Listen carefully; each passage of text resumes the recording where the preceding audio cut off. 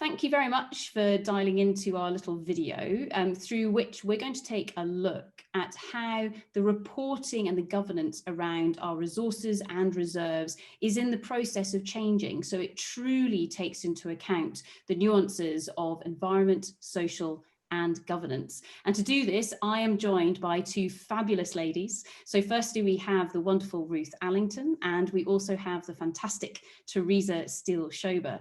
So Teresa, I'm going to come to you first and ask you very simply, what is actually meant by this ESG thing? Thanks, Sarah. Often ESG is thought of as three discrete and separate disciplines of environmental, social, and governance.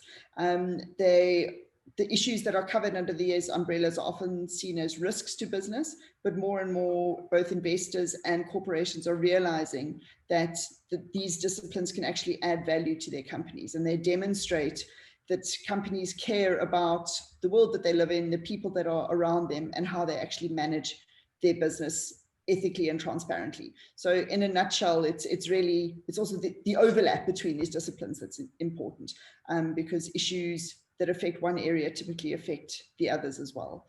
The concept is related to the idea of sustainability, which has been around for a while. Brilliant, thanks Teresa. Yes, so sustainability is nothing new. So to summarize that, ESG stands for environment, social and governance, but it's much broader than that, and I guess comes down to mining and working in a responsible manner, I suspect. Ruth, would you agree with that? Or are there other reasons why, say, a mining company or an investor should actually care about ESG? Yes, it's an area that investors and mining companies really do care about, and they care about it very much during operations and in the project stages that come closest to operations. So their feasibility studies and their pre-feasibility studies, lots of detailed studies on environmental and social impact and how they should be mitigated and how the risks should be managed are done at those stages. But an issue for the industry, which is really coming to the fore, is the lack of attention to these issues, I'd say lack of attention to these issues historically, right at the beginning of projects, at the discovery and exploration stage. So just to give an example, the first boots on the ground will normally be geologist boots. And they're in the most perfect position to open up dialogues with local communities, to find out the bits of intelligence about what is sensitive in those communities, where the archaeological sites are, where the sensitive environmental receptors are, what the status of water supply and water availability is. And yet companies and particularly investors have realized that we're not harnessing those early stages to inform our evolving project planning. So typically the geologist who's been on the ground would be collecting a lot of information, a lot of data about geology, about the deposit. And then many years sometimes of modeling ensues, and these items are sort of parked for later, environmental and social items, and governance to an extent. If you imagine a rope with three strands, it's governance that binds it all together.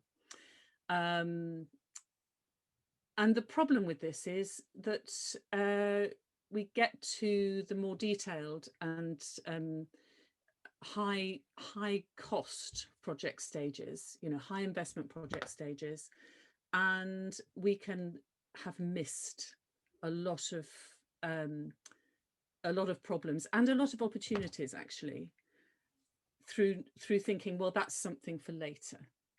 So there's a lot of realization, particularly amongst investors, that if we're looking for the red flags, looking for the big opportunities much earlier, and particularly engaging with communities in a really meaningful way, our later stage mining projects will go better and be easier to plan with lower risks.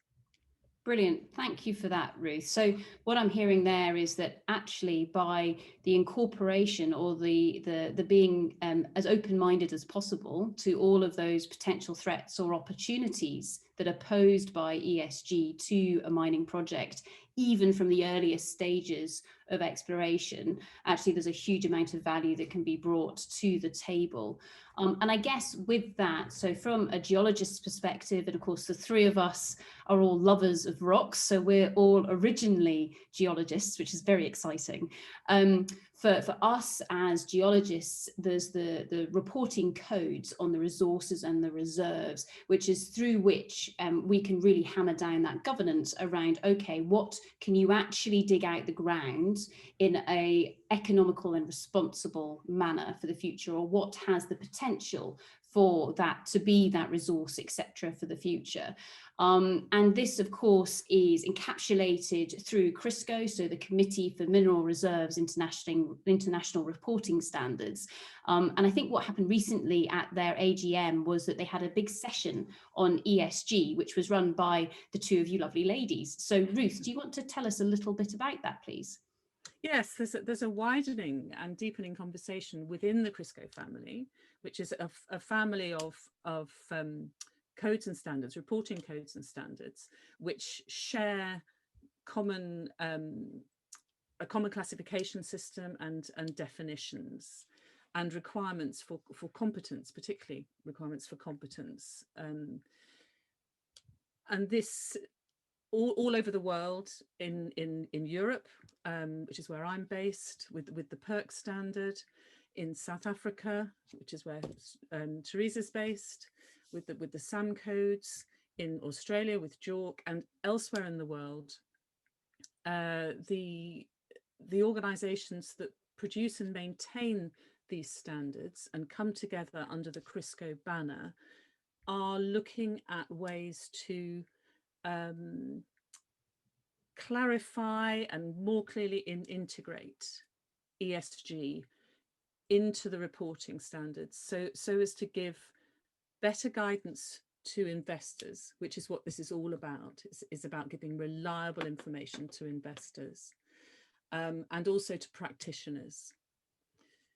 There's a balance to be struck here between the codes and standards, some of which are statutory, and including guidance in those for practitioners, but there's a wider obligation which all of the CRISCO members take very seriously, to help the professional community to develop in these areas. So there's a challenge on the one hand for geologists and mining engineers really to understand why ESG is important, not necessarily to become experts, but to know how it fits together and how their bit matters, so as to make realistic judgments about whether there are reasonable prospects for eventual economic extraction. Those are the words we use as the minimum requirement to define something as a mineral resource.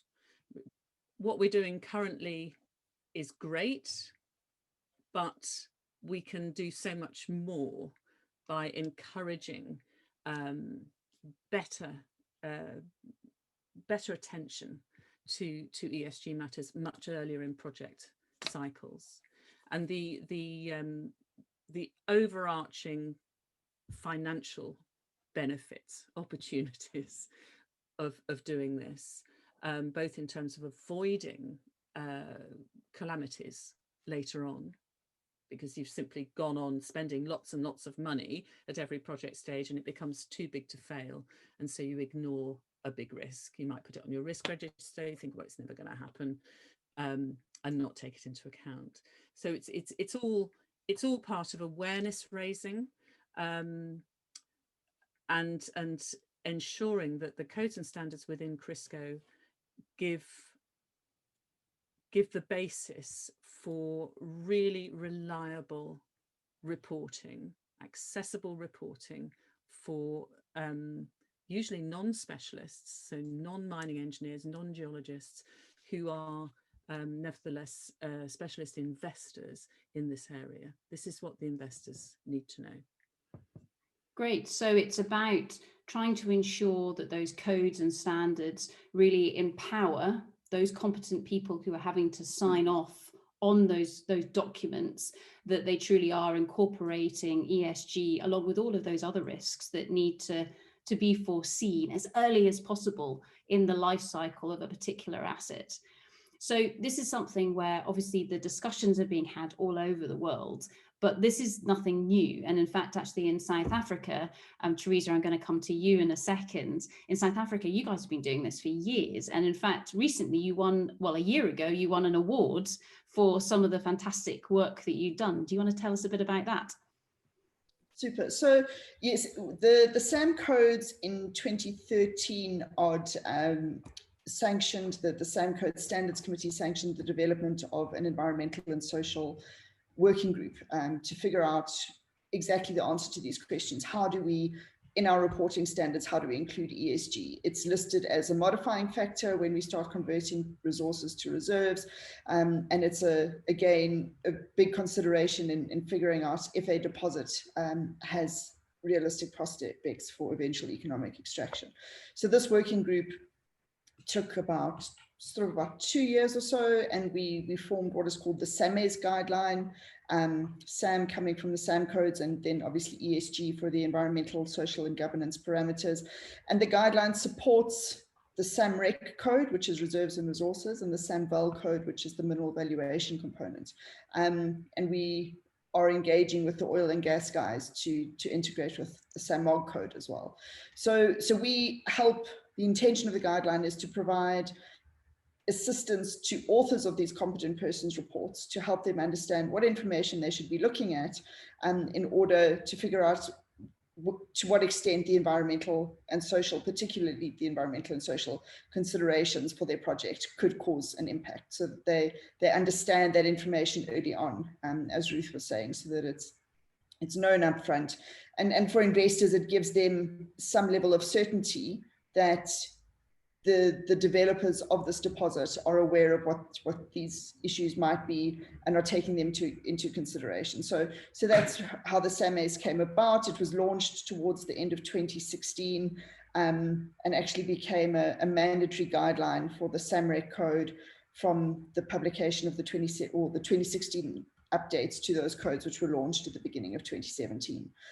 We were then shortlisted, and almost exactly a year ago, we won an award from the United Nations International Standards of Accounting and Reporting Working Group, and they issue awards for organizations whose reporting frameworks help promote the achievement of the UN Sustainable Development Goals. And so SAM codes for the SAMES guideline was issued that honors award last year, which was quite a milestone for us.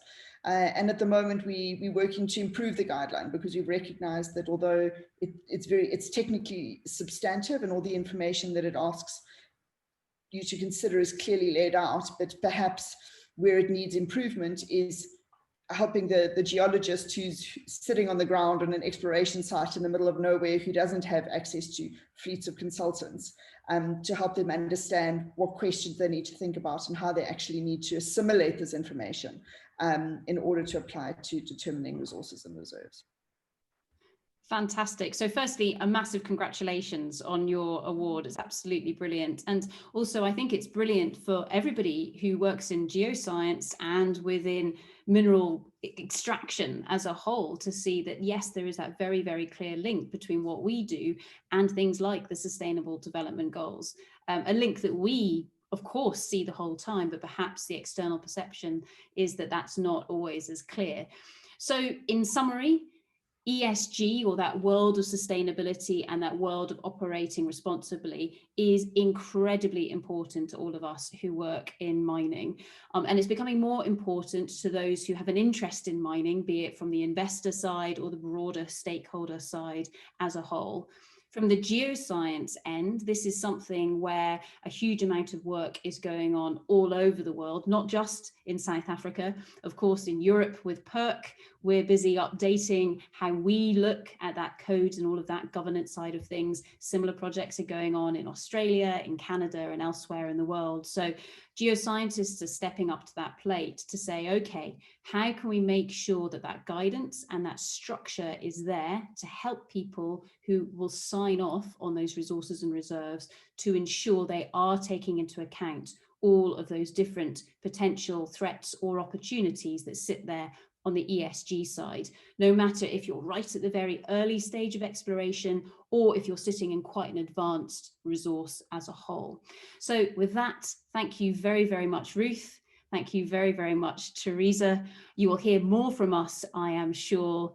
Thank you very much. Goodbye. Bye-bye.